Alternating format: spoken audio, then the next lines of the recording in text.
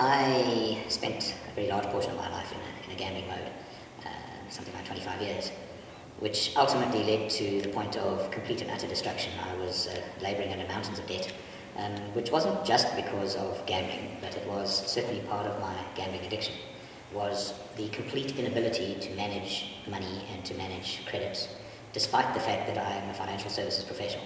And one would think that therefore I ought to understand and know how to handle money, but the reality is, for myself, I do not.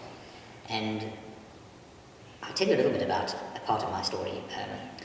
I came into the Fellowship of Gamblers Anonymous to try and treat the chaos that had been caused by my gambling addiction, which had resulted in divorce and the alienation of my friends and family and everybody else, because I ended up manipulating everything from my friends to the banks to everybody else, to be able to cover what I saw as the only way out of my financial difficulties, which was basically to borrow more. Of course, you're familiar with terms like kite flying. I became a master at borrowing from one bank to pay off another one, and I know that this is a very significant challenge for a lot of people.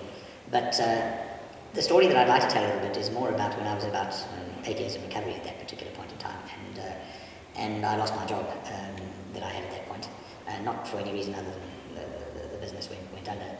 And because of the fact that I was not financially stable, having spent a lot of time trying to settle all the debt that I had done, the interesting thing was that come year 8, suddenly the banks offered me all sorts of wonderful things like credit cards and access to finance for motor cars and that sort of thing, and I thought suddenly, oh, I'm the king again, aren't I?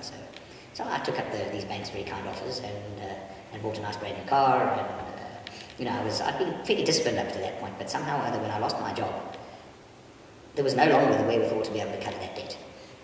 And that, to me, was an absolute tragedy, and it put me back so far, emotionally and financially, that it got to the point where I was not in any way able to really service things in a proper way. So this is quite some number of years later. I'm still in the process of actually settling that off. Fortunately, I am employed again, but the difficulty is to try, and I know that somebody else I heard was talking about the great difficulty that they've had in trying to consolidate debt. Now, my own view is that I don't think it's a particularly good idea to consolidate debt. I think that you'll end up just replacing one form for another.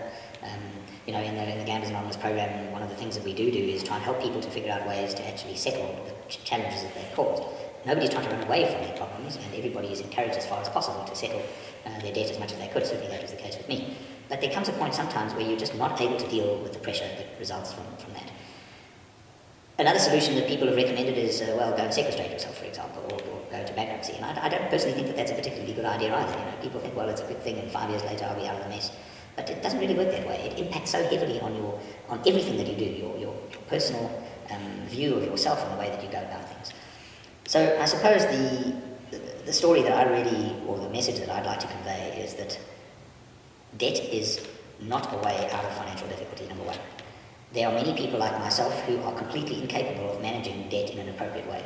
And I mean whether that happens to be bank loans to fund businesses, or whether it happens to be accounts to buy clothing on credit. Fortunately, I've not done much of that in my life. Whatever it might happen to be, those forms of debt are extremely challenging, and especially for a gambler.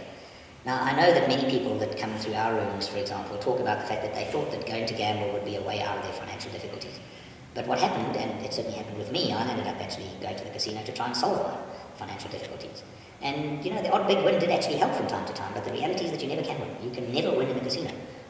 You'll have winnings from time to time, but in the long term, you must always lose. And if you're funding that, what they euphemistically term entertainment, by means of debt, you'll end up being significantly worse off than if it had just come out of the top line of your earnings, for example. So, as to what should gambling people, or people that have got a gambling problem and are also in significant financial difficulty, what should they do? In my view, they ought to find their way as quickly as possible to a place like Gamblers Anonymous. It doesn't have to be Gamblers Anonymous. To seek some help, because there are ways through this. There are ways to deal with it. There are effective ways to deal with debt that do not involve suicide, for example, which is certainly a place that I was at, where I thought, there's nothing more. I can't support my family anymore. I can't feed people anymore. What do? You want to go jump off a building. But that's not a way out of the solution. There's always a solution. It just is not sometimes possible for you to see it at that point in time.